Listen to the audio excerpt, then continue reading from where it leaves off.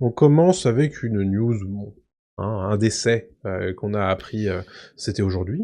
Ce week-end. Ce week-end, ouais. Ce week-end, ouais. Ouais, tout à fait. Le décès de l'acteur Niels Aarstrup, qui est décédé à l'âge de 75 ans, après un long combat contre la maladie. Niels Aarstrup, qui était connu bien évidemment pour De battre mon cœur s'est arrêté, est surtout un prophète de Jacques Audiard, et il laisse une longue carrière derrière lui au théâtre et au cinéma, comme je viens de le dire. Et c'est sa veuve, Isabelle Lenouvelle, qui a partagé des mots poignants qui sont tirés en fait de l'autobiographie de Niels Aarstrup pour annoncer son décès. Évidemment, elle a honoré sa passion pour le théâtre et le cinéma et son métier d'acteur en général. Et il y a eu énormément d'hommages qui ont afflué de la part de ses confrères, mais aussi du président Emmanuel Macron. On cite aussi Tahar Rahim et d'autres acteurs qui ont salué son talent suite à l'annonce de son décès. C'est vrai que ça faisait un bout de temps qu'on l'avait pas vu au cinéma, et c'est assez triste. C'est vrai que c'est un acteur bon, je n'ai jamais été fan absolu, quoi, mais tu savais que quand il y avait Niels Aarstrup dans un film, en général, la perf était très très solide. Et hasard ou non, mais j'ai rematé Quai d'Orsay, je ne sais pas si tu l'as déjà vu, avec Thierry Lhermitte qui joue un ersatz de Dominique de Villepin, en fait. C'est un excellent film. C'est un film avec Thierry Lhermitte, Raphaël Perzonas et Niels Aarstrup, qui se passe en fait au Quai d'Orsay. C'est tiré d'une BD de Matt, je sais plus quel est l'auteur, bref. Mais Niels Aarstrup est très bien, et je crois qu'il avait eu un César pour le film. Donc je vous le conseille, c'est un film qui a 10 ans maintenant, mais qui est vraiment très très bon. Bande dessinée du même nom de Christophe Blain et Abel Lanzac. Christophe Blain, exactement.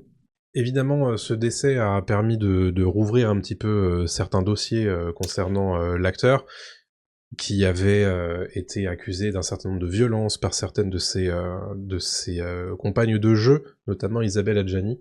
Si vous n'étiez pas au courant, évidemment, vous pouvez vous renseigner, puisque maintenant tout a été redéballé à cette occasion. Voilà pour Niels Aarstrup, évidemment, nos condoléances à sa famille, hein, bien entendu.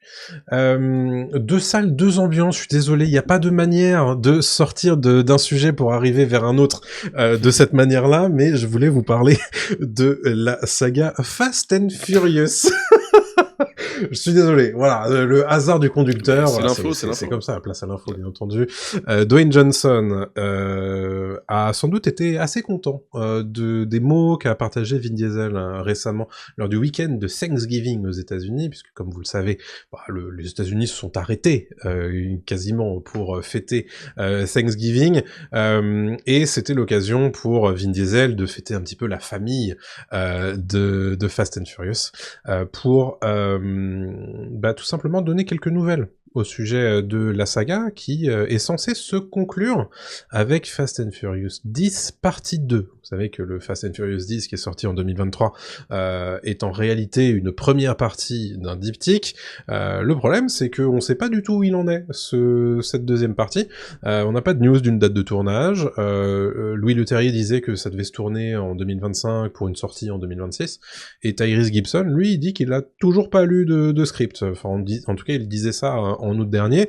Et Jordana Brewster ne savait pas en novembre quand est-ce que ça se tournerait. Donc, ce qui commence à faire lever quelques sourcils.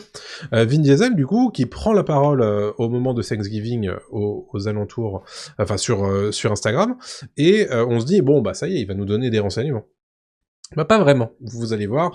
Il dit d'un côté j'ai Universal qui me dit qu'on a besoin de Fast X 2 en mars 2026, de l'autre côté j'ai Comcast qui dit qu'on a besoin de 2 films pour le final, et puis j'ai un scénariste de Fast 5 qui m'envoie cette image et me dit qu'on a besoin de Dom et de Hobbs pour qu'ils résolvent leurs différences.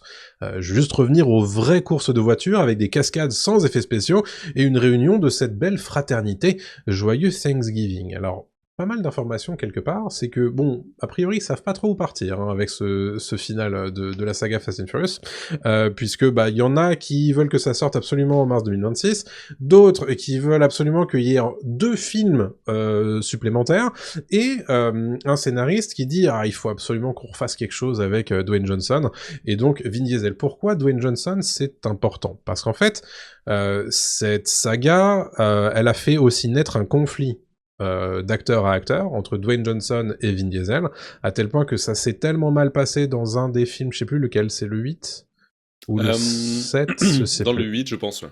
Le 8, à tel point que ça se voit à l'écran que les deux acteurs ne veulent pas se parler sur le même plan, quoi. Donc bon, et puis depuis, il y a des opinions un petit peu salées qui se partagent par interview interposée. Il se trouve que Dwayne Johnson a mis de l'eau dans son vin récemment, et c'est la première fois que Vin Diesel le fait, ostensiblement, à ce moment-là. Il faut savoir que la saga Fast and Furious, c'est pas rien du tout, hein. C'est 7,3 milliards de dollars sur 11 films. C'est ouf. Le dernier Fast 10, c'est 704 millions de dollars au box-office mondial en 2023. Donc c'est plutôt correct. Évidemment, les deux plus gros succès au box-office, c'est le 7 et le 8. Depuis, c'est plutôt aux alentours de 700 millions, mais c'est quand même pas rien, quoi. Ok. Mais c'est aussi beaucoup de critiques autour de ouais, bon, Fast and Furious, c'était sympa quand c'était pas Avengers, quoi. C'est-à-dire que de plus en plus maintenant, on se bat contre des sous-marins, Alors, on fait bouger des missiles à main nue. Enfin moi, bon, je me suis arrêté au 8, j'ai pas vu le c'est 9 ni le celui-ci, ouais. 10. Ouais, ils vont dans l'espace dans le 9, c'est ça, non? C'est dans le 10, je crois. Hmm. Dans le tout dernier? Ils vont dans l'espace? Il me semble, ouais. Il me Ah, ok. semble. Avec Jason Momoa? Mais T'es sûr? j'ai pas vu le 10. Ah, donc bah, c'est dans le 9 alors. Donc c'est peut-être le 9 Ouais, alors. ouais, ouais. Oui, Mais alors ils vont dans l'espace, ils vont ouais, bref. Ils tutoient oui, un petit peu voilà, la l'espace. stratosphère. Stratosphère. Ben ouais, ben moi ça me fait rire, moi j'aime bien quand ils font ça, donc pourquoi pas quoi. Mais revenir à un truc plutôt comme dans le 4 ou dans le 5, Ouais. tu sais qu'à partir du 4 ça devient super cool en fait, Fast and Furious. Donc, Mais ouais. en fait, voilà, Mais il y a quand même plein de trucs avec Fast and Furious. Il y a quand même des films de qualité entre guillemets de spectacle, on va dire, qui fonctionnent bien. Mais je me dis, bon, au bout d'un moment, il faut peut-être soit passer à autre chose, soit revenir à un truc peut-être plus simple. ouais, je pense que plus simple ça marcherait. Ce qu'a l'air d'être en train de demander Vin Diesel. Ce qui donne Et peut-être une indication sur le futur de la licence, en tout Et cas. ce serait pas déconnant que Dwayne Johnson revienne. Il y a Lactic dans le chat qui le Mm. demande. Dwayne Johnson ne serait-il pas un peu en désuétude? Alors, c'est pas un peu, c'est totalement en fait. En Ouais. désuétude, C'est c'est très beaucoup d'échecs compliqué. hein, récemment. Il enchaîne les échecs, notamment le dernier en date, c'est Red One, où il Ouais. joue une espèce de soldat pour le Père Noël, enfin qui va récupérer le Père Noël aux côtés de Chris Evans et qui fait un four total aux États-Unis. Ouais. C'est très compliqué. Et il enchaîne les bides et surtout même sa personnalité commence à saouler les gens beaucoup. Tu demandes aux gens qui aimaient The Rock il y a 5-6 ans, c'est plus du tout la même chose aujourd'hui parce que le type est devenu un petit peu Ouais. trop businessman et pas assez acteur. Alors qu'il peut être super acteur, mais il revient dans un film de Benny Safdie ou l'autre, un des frères Safdie pour A24 où il va jouer un boxeur Ah oui, j'ai vu les photos. de Smashing Machine, ça s'appelle, de tête. Et c'est vrai qu'il est un peu méconnaissable sur les photos. Et ça peut être un film indé, un peu voilà. Donc pourquoi pas, tu vas le faire revenir sur un ça truc. pourrait l'aider. Bon, j'ai pas de doute sur le fait que le remake live action de Vaiana devrait redorer un petit peu son blason. Alors, Cependant. on en parlera tout à l'heure de Vaiana, Ouais. mais mon dieu, Ouais. quoi, le succès de Là-dessus, Vaiana, bon, c'est. ça va. Là-dessus, On se ça doutait va. que ça allait marcher, mais Ouais. oh la vache. En tout cas, oui, C'est incroyable, effectivement, impressionnant. c'est vrai que le timing de Dwayne Johnson qui, voilà, passe un petit peu la pommade à Vin Diesel n'était pas étranger au fait qu'il commençait à faire pas mal d'échecs. On sait qu'il devait revenir, lui, dans son personnage, dans une suite à Hobbs & Shaw, qui est d'ailleurs un des meilleurs films Fast and Furious tout court, Très très bien. et très certainement le meilleur film Fast and Furious récent. Ouais, donc ouais, moi j'aime beaucoup. Mais pour l'instant, ce projet-là, on n'en reparle plus trop. Donc bon, voilà. Peut-être que son personnage reviendra par le truchement de Fast X 2 du coup. Et puis c'est pas comme si les personnages de Fast and Furious ne venaient pas de temps en temps alors qu'ils étaient morts et qui revenaient à la vie. Voilà, je pense que ça va. Il n'y a pas trop de problème. Écoute, okay. je vais te passer la parole en parlant de casting, hein, puisque on a déjà beaucoup d'informations sur le casting du prochain Christopher Nolan. Et quel casting! Alors c'est le casting en fait qui nous intéresse vraiment parce qu'on n'a pas d'informations sur le synopsis en lui-même, ni sur la date de sortie, ni sur comment à peu près ce que veut raconter Christopher Nolan. Mais niveau casting, c'est impressionnant parce que on sait qu'il aura à sa distribution Matt Damon, Zendaya, Tom Holland, Robert Pattinson, Lupita Nyong'o, Anna Thaoué et Charlize Theron. Voilà, juste pour poser les bases, c'est quand même assez impressionnant. Ah Le oui. mec a un carnet d'adresses monstrueux. On se doute bien que Oppenheimer a bien aidé pour avoir un casting pareil, mais c'est quand même assez fou.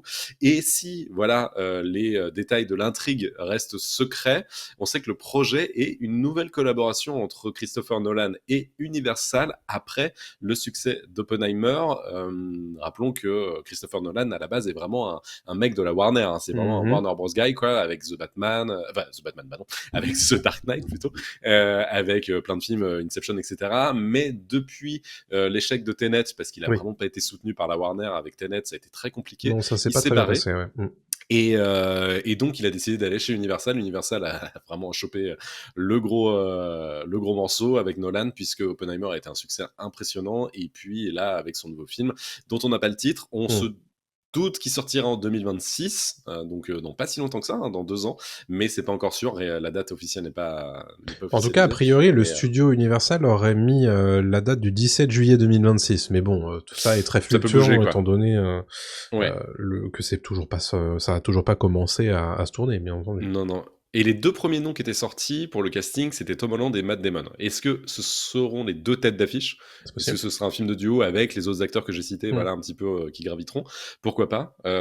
Beaucoup de femmes aussi quand même dans ce Ouais, c'est casting, cool. ce qui est rare chez Nolan, faut le préciser aussi, hein. C'est un mec qui fait tourner beaucoup de mecs justement, Oui, c'est vrai. ça lui a beaucoup reproché à Nolan. Là, il met quand même beaucoup de femmes en avant, donc je la recite, Lupita Nyong'o, Charlize Theron, Zendaya, Anna Thaoué, donc c'est pas mal. Et voir quel rôle aussi il donne à ces femmes-là. Je suis très curieux évidemment d'en apprendre un petit peu plus sur ce qu'est ce projet, puisque pour l'instant le scénario est un peu laissé sous clé, et ça me pose question parce que je me dis, si ça se trouve, il va revenir un petit peu à son cinéma, tu sais, de suspense, de thriller, etc., qu'il avait mis un petit peu de côté avec Oppenheimer, et le fait qu'on ne sache pas quel est ce script et de quoi ça va parler, donc ça me fait dire que c'est probablement pas une adaptation ni un biopic, donc potentiellement que voilà, moi ça me hype un peu, donc j'ai hâte de voir ça. Et puis bon, il y a à la fois Batman et Spider-Man dans ce film,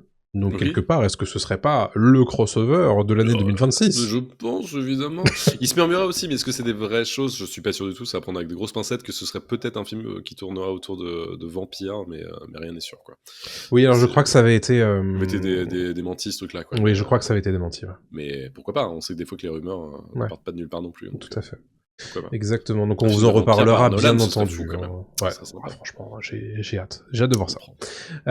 Écoutez, moi je vais vous parler d'un autre gros projet de réalisateur tout aussi grand, c'est Sam Mendes, qui travaille, vous le savez puisqu'on vous en a déjà parlé, sur 4 biopics dédiés à chacun des membres des Beatles. C'est censé sortir en 2027, et à l'heure actuelle, en dehors de rumeurs, on ne sait pas qui joueront les différents membres des Beatles. Il y a un certain nombre de rumeurs, bien entendu, mais c'est une information de la part de Entertainment Tonight, qui a posé quelques questions à Ringo Starr lui-même, puisqu'il est en promo pour son prochain album, et qui semble confirmer la rumeur de Barry Keoghan, que vous avez évidemment déjà vu dans Les Éternels, dans The Batman, etc., dans les Banshees d'Inisherin, pour citer un film un petit peu meilleur que Les Éternels, mais qui confirme en fait. On lui pose cette question, on lui dit bon, il se murmure que Barry Keoghan jouerait votre rôle dans ce biopic, et il dit je pense qu'il est génial. Et il rajoute derrière, je crois qu'il est quelque part en train d'apprendre la batterie, j'espère qu'il ne prendra pas trop de leçons. Alors, donc a priori, c'est Ringo Starr qui laisse passer une information, puisque ça, ce n'était pas confirmé. Mais tout ça pour dire que, voilà, a priori, Barry Keoghan, c'est plutôt en bonne voie pour ce biopic. Sur l'histoire de j'espère qu'il ne prendra pas trop de leçons, a priori, c'est un truc qu'il dit toujours quand on lui demande comment apprendre la batterie. Le fait qu'on a besoin de ressentir la musique, etc., etc. Donc voilà, rappel, 4 projets de biopic, tous réalisés par Sam Mendes, un par membre des Beatles, et sorti prévu en 2027. Donc ça a l'air d'être un gros projet.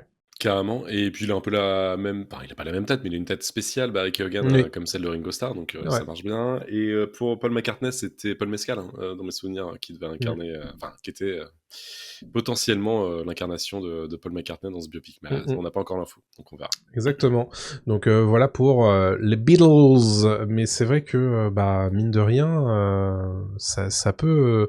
Enfin voilà, la Beatlemania, ça reste un truc hein, quand même, puisque bon, il y a des documentaires, il y a Un la. docu de Scorsese qui est sorti là, c'est Exactement. Beatles 66, non, un truc comme ça. Le nouveau 63? clip Non, aussi, je sais plus. Peter Jackson qui a restauré un son, titre, etc. On qui est s'en était parlé. dans le dernier Matthew Vaughn d'ailleurs, Ouais. dans Argyle. Qui est une Donc, chanson importante du film en fait, qui revient souvent. ouais. Donc voilà, mine de rien, bon, les Beatles, c'est vrai que bah, tu te demandes pourquoi ça n'a pas été fait plus tôt, quelque part.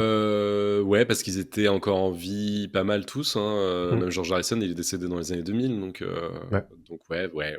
Je sais pas. À Peut-être voir. que McCartney voulait pas et Ringo non plus, quoi. Mais, Ouais, visiblement, ils ont changé d'avis. plutôt Beatles ou Rolling Stones? Waouh, j'aime tellement les deux. Après, je vais te dire, je connais pas tout, mais ouais, je dirais bien les Beatles. Hein. Ouais. Moi aussi. Je dirais bien les Beatles. Je savais que tu dirais les Beatles aussi. Mais, Ah, mais j'aime énormément les Stones. mais hein, j'adore les Stones. Mais c'est difficile hein, de choisir. Ouais. Mais je pense Pareil, les Stones. qu'en nombre de chansons que j'adore, oui, il y en a plus des Beatles que des Stones, je pense. Et je pense que bon, c'est pas un podcast musique, mais c'est vrai qu'il y a plus de choses à gratter dans les Beatles que dans les Stones. Même si c'est incroyable, hein, les Stones. Ça. Mais pareil, il n'y a pas eu de biopic sur les Stones non plus. Alors non, c'est vrai. Alors, eux, pour le coup, ils sont toujours on tour. Hein, donc, oui, mais tu pourrais faire un biopic. Oui, ils pourraient, c'est vrai. Faire un truc sympa, tu vois. Et surtout qu'ils aiment bien se faire. Enfin, Scorsese a fait des captations de ouf et tout. T'as raison. Ouais. Complètement. Parlons d'une autre méga star, c'est Tom Cruise. Tom Cruise, un nouveau projet. Est-ce que c'est un projet Mission Impossible ou pas ? Eh ben non, c'est pas. Enfin, peut-être, ce serait un projet peut-être dangereux. En tout cas, c'est le réalisateur Doug Liman et Tom Cruise qui se retrouvent après Edge of Tomorrow pour un film qui s'appelle Deeper. Apparemment, ce sera un film fantastique qui explorera les profondeurs marines. On n'en sait pas beaucoup plus, mais ce serait vraiment entre réalité et horreur. Et le projet, en fait, évidemment, semble intéressant parce qu'on sait que Tom Cruise aime bien se dépasser. Et un Tom Cruise dans les fonds marins, ça peut être quelque chose d'assez impressionnant. Pour l'instant, il n'y a pas de date de sortie. C'est une news assez courte, hein, vraiment, il y a pas grand-chose à savoir, mais l'association des deux hommes fonctionne très très bien parce que Edge of Tomorrow, moi je le revois assez régulièrement, j'aime énormément ce film. D'ailleurs, il y a toujours la rumeur d'un numéro 2 qui est alimenté par Tom Cruise, par Emily Blunt et par Doug Liman à chaque fois, parce qu'en fait, il y a une niche, il y a vraiment une fanbase de ce film-là, et il y a moyen d'en faire un deuxième, c'est sûr et certain, mais le box-office à l'époque n'avait pas été assez bon, et il n'avait pas trouvé son public tout de suite, quoi. Mais bref, tout ça pour dire que donc Deeper a l'air d'être un film plutôt intéressant dans la carrière de Tom Cruise, qui est quand même maintenant assez âgé, quoi. Enfin, il continue quand même à faire un actionneur avec Mission Impossible 8 là, qui sortira prochainement. Et est-ce qu'il continuera dans cette veine-là, dans ce film-là? Est-ce que ce sera un film un peu plus psyché, du style Abyss? Pourquoi pas, quoi. Enfin, il y aura peut-être quelque chose à creuser là-dessus. En tout cas, voilà, il continue à repousser un petit peu les limites avec ce film-là, et je suis très curieux de savoir ce que ça va donner. Pourquoi pas. Moi, je me méfie toujours des films dont le concept est un peu... dont le concept tient sur une cascade ou un truc comme ça, tu vois. Donc, je commence à avoir mis un petit peu ça à distance, même si, bon... Oh là, c'est vague, hein, comme concept. C'est quand même vague, mais moi, tu me dis... film fantastique, je dis pourquoi pas. Ouais, grave. Je dis pourquoi pas. Complètement. Ouais. Et Tom Cruise, c'est très bien le faire. Edge of Tomorrow, c'est fantastique, hein, complètement. Hein, donc, ça fonctionne très bien, quoi. Je suis chaud. Mais Tom Cruise, il peut toute sa vie, jusqu'à ses 90 balais, de toute façon, il veut jouer, donc qu'il le fasse. Je serai à tous ses films. Allez, parlons un petit peu. En fait, j'ai beaucoup gratté quand j'ai lu cette news, donc je suis désolé, ça va être un petit peu long. C'est un reportage de The Atlantic qui confirme un petit peu ce qu'on s'imaginait au sujet de l'IA générative et d'Hollywood, qui nous confirme en réalité que l'IA générative, un certain nombre d'IA des entreprises tech américaines se sont gavées sur la bagatelle de 139 000 scripts hollywoodien pour apprendre et se développer. Comment ils ont eu accès à ça? En fait, ils sont allés creuser dans un truc qui s'appelle The Pile, qui est en fait une base de données où se trouvent énormément de choses, énormément de données différentes que certaines entreprises comme Apple, Meta, Anthropic, Nvidia, Salesforce, Bloomberg ont donné à manger à leurs IA. Et dedans, en fait, vous y retrouvez tous les sous-titres, tous les fichiers de sous-titres de 139 000 films et épisodes de séries, mais aussi des sous-titres de vidéos YouTube, des demandes de brevets, ce genre de choses, quoi, et beaucoup de données différentes, des discussions en ligne aussi, des livres, bien entendu, et plein d'autres choses. Et donc là, ce qui nous intéresse, c'est cette histoire des scénars hollywoodiens. En fait, tous les dialogues de tous ces scénarios se retrouvent sur cette base de données. Par l'entremise d'une base de données en ligne et open source qui s'appelle opensubtitles.org, qui référence des millions de fichiers de sous-titres en 100 langues différentes.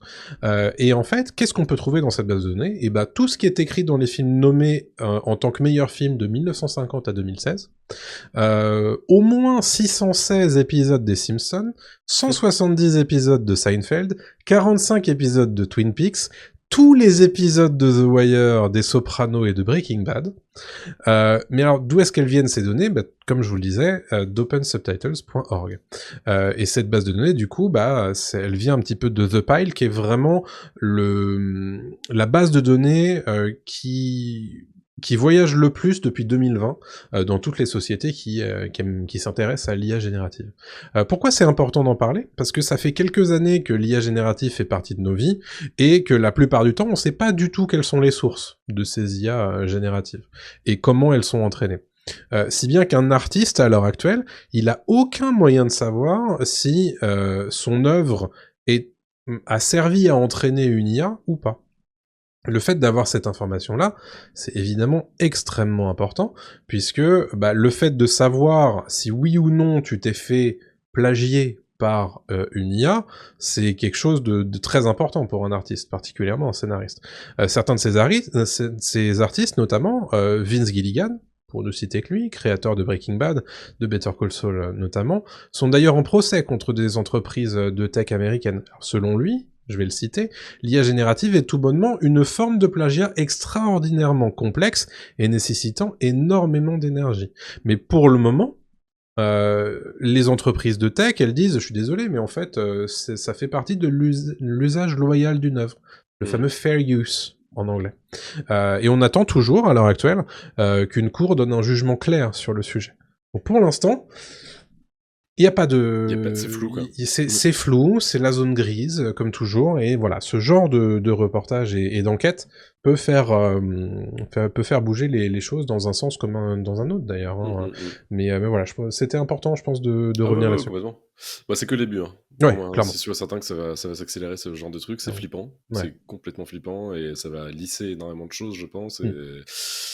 Ça fait très peur. Tu me disais ça en off hier ou avant-hier. Ça va être bizarre les 5 prochaines années à Hollywood, quoi. Ça va être très compliqué.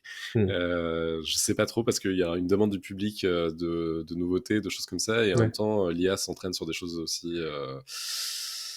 où ça manque de saveur. Censé créer par IA. Et puis, il y a quand même un truc, c'est que l'IA générative, quand tu l'appliques à quelque chose qui tient de l'art, quand même, c'est pas évident, parce que pour le coup, l'IA générative, elle dérive quelque chose. Elle dérive de quelque chose, peut-être d'un amalgame de choses, mais au bout d'un moment, en fait, tu peux pas lui demander de créer. Elle va te servir un truc qui ressemble un peu à quelque chose d'approchant, tu vois, mais qui va pas forcément... tu peux pas créer de la nouveauté à partir d'une IA. Et donc du coup, forcément, ça pose Oui, ce question, sera quoi. ce sera un amalgame de choses, en fait, C'est ça. tout le temps, quoi. Mm. Ça passera pour certains, trucs, hein, Je c'est sûr et pense, oui. certain, il y aura aucun souci, hein. Si c'est bien fait, je pense que des fois même, ce sera un peu invisible ou Ouais. on s'en rendra pas trop compte, quoi. Et Mais le fait que un certain nombre de studios euh, hollywoodiens, mais aussi de jeux vidéo, font des recrutements récemment de personnes qui seraient en charge des grands pontes de l'IA, etc. Ça pose question, quoi. mmh. Donc, Après, faut à vivre avec voir. son temps aussi, quoi. Non, C'est mais que, en voilà. fait, Non, mais alors après, tu vois, en fait, voilà, c'est il des y a vivre questionnements avec qu'on son a. temps et Non, non, non, mais je termine mon truc, moi, non, c'est hmm. ce que je dis, c'est que on peut pas aller contre ça. C'est comme ça. De toute façon, Hmm. faut se dire que voilà, ça existe et malheureusement ou heureusement, il faut vivre avec, quoi. Ouais, bien Mais sûr. il faut, je pense, parfois légiférer, ou en tout cas mettre des Hmm. règles, des garde-fous C'est pour ça. des métiers importants comme le Hmm. métier de scénariste, le métier d'artiste, que ce soit, tu vois, un développeur de jeux vidéo Hmm. ou, tu vois, juste quelqu'un qui fait des effets spéciaux au cinéma, Ouais. c'est des gens qui ont besoin d'être protégés aussi, quoi, parce que si Exactement. il y a plus de création, il y a plus d'intérêt en fait, donc tout le monde pourra le faire dans son coin. Bien Mais sûr. il faut pas nier que ça, c'est pratique, ça fait gagner Hmm. du temps. Quand on va, tu vois, mettre en avant James Cameron, il Hmm. utilise aussi un Bien l'IA, il le sûr. sait très bien. Enfin, tu vois, c'est Ouais. Il y a, en donc fait, je pense faut voir qu'il y comment a c'est utilisé, quoi. C'est comme tout. exactement. Je pense que là, à l'heure actuelle, et on en a largement parlé tout au long de l'année et l'année dernière, on est dans une phase qui est très clairement le Far West, et c'est à l'heure actuelle, c'est les grands technophiles en fait qui en profitent parce que bah la justice ne peut pas aller aussi vite qu'eux, donc pour l'instant ça tire dans tous les sens et puis bon on verra après. Et donc forcément, et c'était l'objet des grèves de l'an dernier, c'était justement de faire en sorte que ça se calme un peu et de protéger ce qu'on pouvait protéger à un instant T. Euh, voilà, ça veut pas dire que tout est possible désormais, tu vois. Non, non, bien C'est pas sûr. parce que les grèves sont terminées que maintenant on peut tout faire. Mais je suis d'accord avec toi. En fonction de comment c'est utilisé et à quelle fin, moi je serais toujours dans l'idée que voilà, s'il y a des gens qui sont payés pour faire ça, ce serait bien de pas les mettre au chômage, tu vois.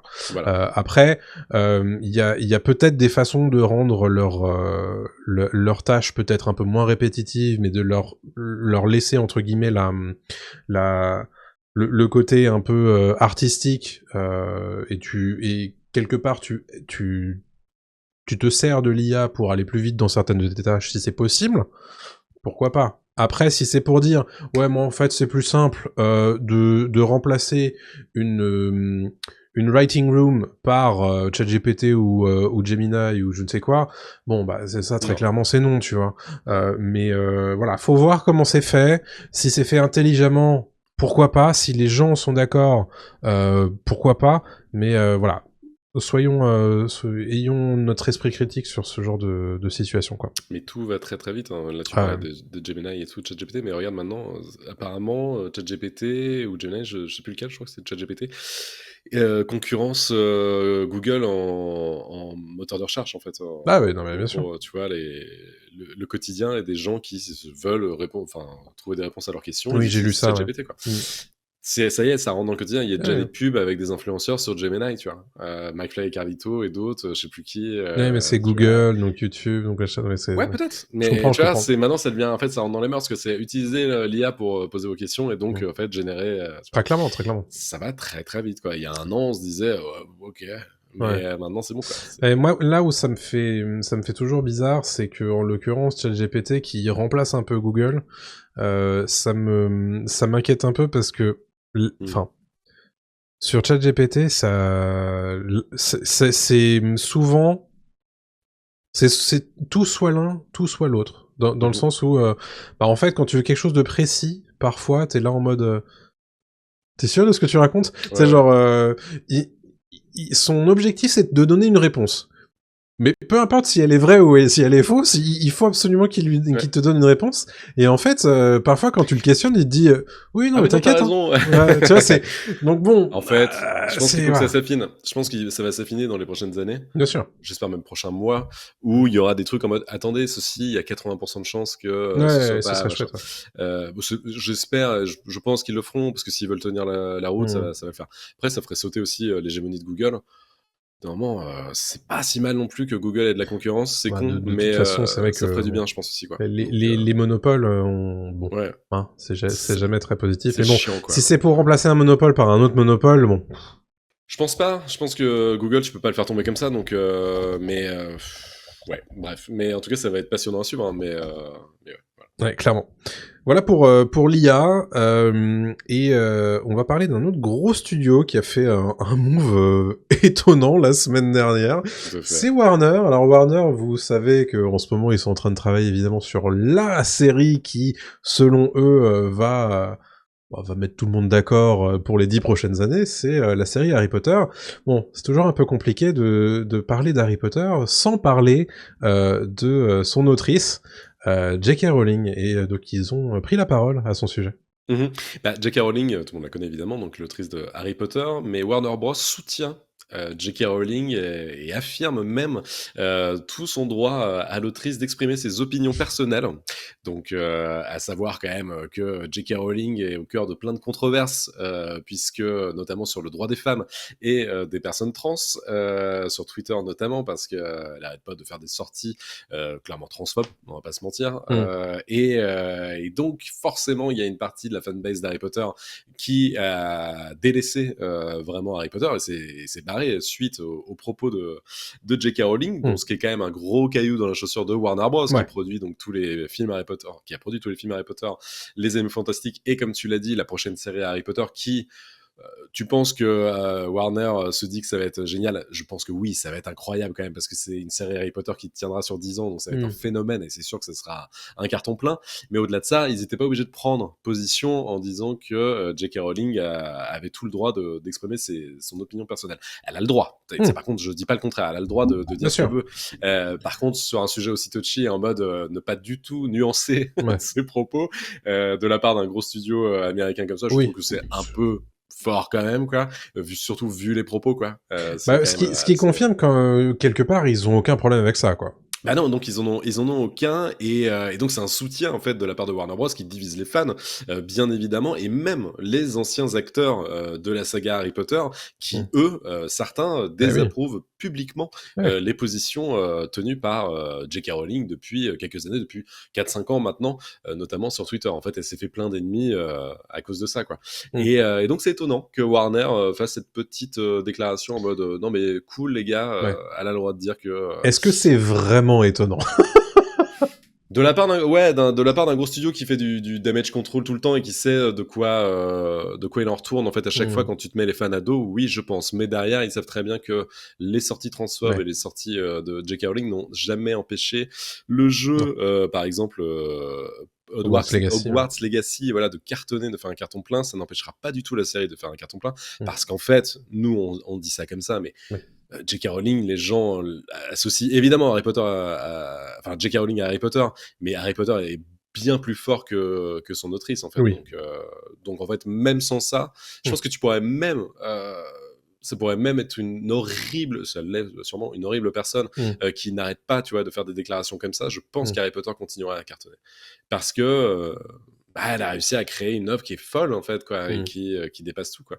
Donc c'est là que la licence dépasse le truc, hein. C'est largement, quoi. Et puis en plus la licence a eu le temps de s'installer bien avant toutes ces sorties là, c'est-à-dire qu'en fait il y a eu une vingtaine d'années avant qu'on comprenne que J.K. Rowling était une personne comme ça. C'est vrai que bizarrement elle fermait sa gueule avant. Oh, il n'y avait pas les réseaux sociaux non plus. Hein. C'est vrai, non, t'as raison. Mais je pense que malheureusement, si tu veux, on peut rentrer dans ce délire-là, où moi je peux être un petit peu intéressable, de tout le monde a le droit à voix au chapitre. Non, en fait, non. Même si tu es la plus... celle qui a vendu le plus de bouquins du 21e siècle, non, je ne pense pas que ça vaille le coup, quoi. Et tu vois, quelque part, le fait qu'on sache... ça n'a aucun impact pour elle, puisqu'elle va continuer à gagner plus que la famille royale d'Angleterre, tu vois. Bien sûr. Donc, et le truc, c'est qu'en plus, elle le sait. Donc elle en joue, et je crois que dans un tweet ou deux, elle le dit à chaque fois, elle fait vous inquiétez pas, je vais sabrer de champagne, merci à tous, quoi. Enfin, en gros, même en se foutant de la gueule des gens qui c'est là qu'elle rend encore plus fou, vraiment, c'est genre... Ah bah là, elle est vraiment dans un truc très enfantin de nanani naner, moi j'ai raison et j'ai du fric. Et, voilà. Exactement. Mais, elle a un côté Elon Musk au féminin, tu sais. Clairement, genre c'est vraiment, Elon Musk au féminin, ouais. Vas-y, plus vous mettez plein la gueule, plus les autres. Oui, elle a des positions exactement similaires à celle d'Elon Musk. Après, voilà, on vit dans un monde... on vit dans une saucisse. On vit dans une société. Voilà pour la news, mais en tout cas, ça en dit long sur... En tout cas, oui, ça aussi, il y a le côté donc, soutien, mais il y a aussi le fait que elle aura son mot à dire sur la série. Faut pas se mentir, quoi. Donc, vu ses positions... ce sera pas très très ouvert d'esprit, je pense, sur certains sujets. Ouais, mais ça on le savait déjà, mais le fait que Warner le martèle, voilà, ça mérite d'être clair. Voilà, comme ça. Oui, complètement.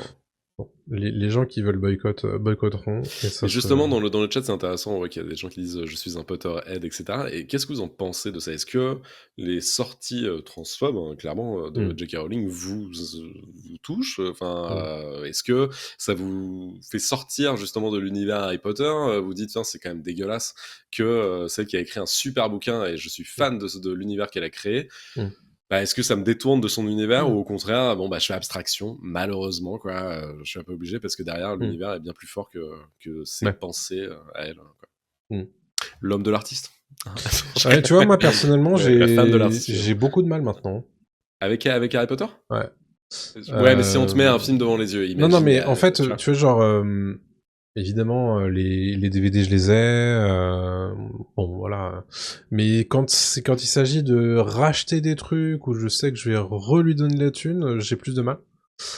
Genre, typiquement, Hogwarts Legacy, problématique éthique l'an dernier, j'y ai pas joué, et j'avais l'occasion de le streamer, je l'ai pas fait, tu vois. Parce que...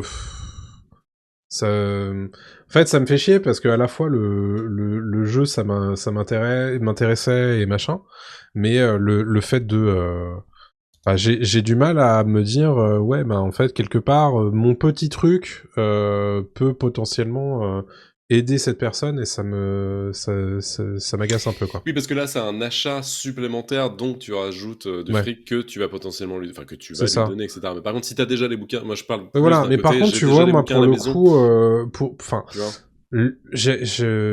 j'aime toujours Harry Potter, tu vois. Mais c'est vrai que rajouter cette strate supplémentaire là, j'ai toujours eu du mal avec ces trucs là.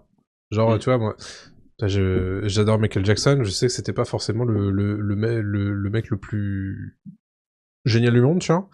Voilà, le truc est super ambivalent. Et donc c'est super dur, honnêtement. Et regarde, t'écoutes ton Michael Jackson tout seul. Ouais, non, mais tu sais, genre... Non, mais tu vois, et c'est... Et là, en l'occurrence, le mec est mort, donc ça, à la rigueur...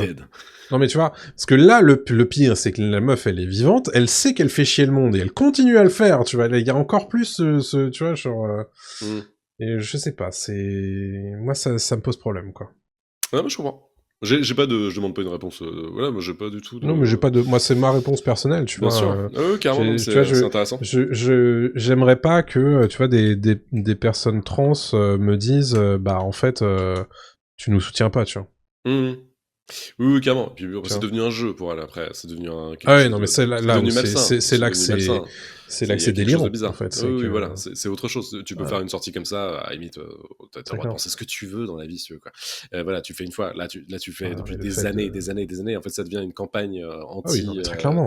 Non, mais la meuf, elle donne de la thune à des associations anti personnes trans. Donc vraiment, c'est un autre délire. Ah ouais, non, c'est... Ouais, clairement. On clôt le sujet ? Ouais. Clôturons le sujet avec quelque chose de plus léger. Un partenariat entre Netflix et TF1, ainsi que sa filiale Newen, pour produire une série quotidienne pour Netflix à partir de l'an prochain. La série s'appellera Tout pour la lumière et devrait se tourner en 2025. Netflix y aura accès 5 jours avant la diffusion sur TF1 et TF1+. Donc Newen, qui est producteur et cofinanceur, pour rappel, Newen c'est Plus belle la vie, hein. On devrait y suivre une saga familiale dans l'univers de la musique et de la danse, voilà ce qu'on sait sur le synopsis. Et le tournage aura lieu en décor ouvert à La Ciotat et en studio à Marseille, tout comme Plus belle la vie. C'est intéressant à noter pourquoi, parce que traditionnellement, il n'y a pas de série quotidienne en streaming. Mais il y a un appétit récent des streamers à ce sujet. C'est notamment le cas de Disney+, avec une série quotidienne qui s'appelle Return to Las Sabinas, mais aussi Neighbours en Australie, qui est passé de Freevee à Prime Video.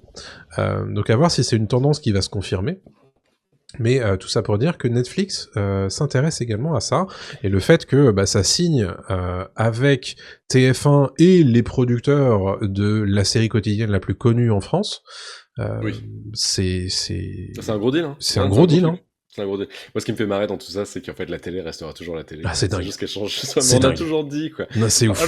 Les plateformes, non, ça a tout changé. C'est de la télé. C'est dingue. C'est juste la putain de télé. Ils diffusent un match de boxe en direct, c'est de la télé. Est-ce que tu crois qu'un jour, la télé Netflix va vraiment faire du direct H24? Mais ils ont comment? Bien sûr, et ils le font à moitié quand ils font leur soirée ou leur truc, tu sais, tu peux mater, bien sûr.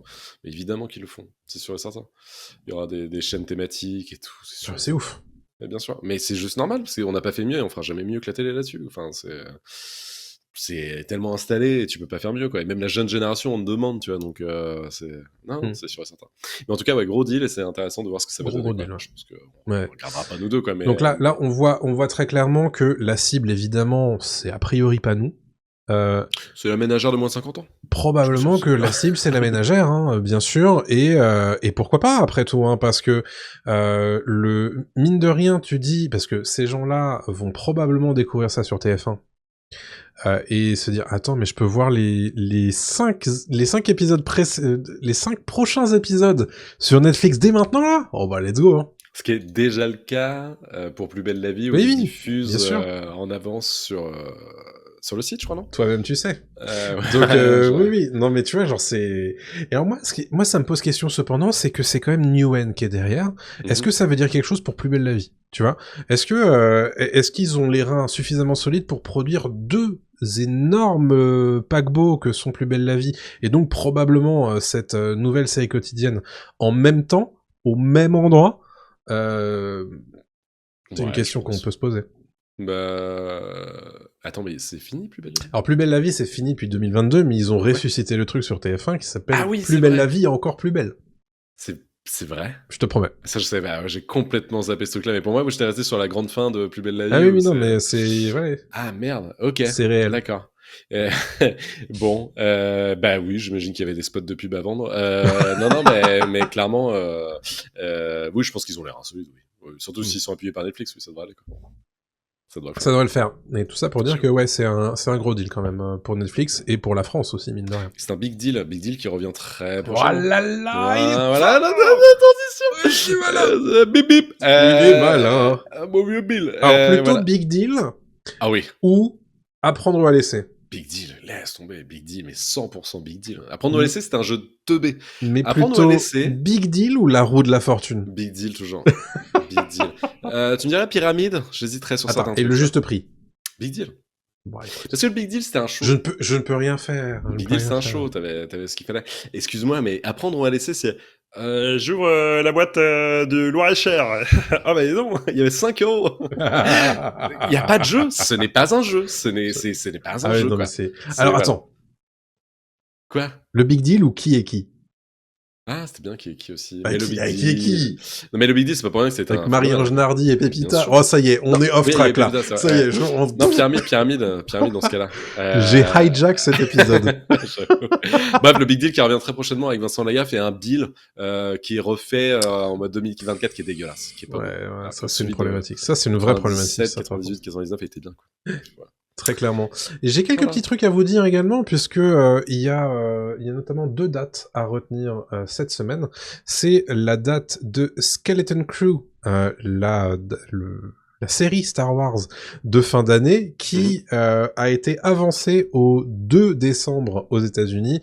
Ce qui fait qu'en France, c'est pareil pour nous, puisque ça sortira quand même le 3 décembre à 9h du matin. Voilà pour Skeleton Crew, qui est donc un petit peu le Stranger Things dans l'univers de Star Wars.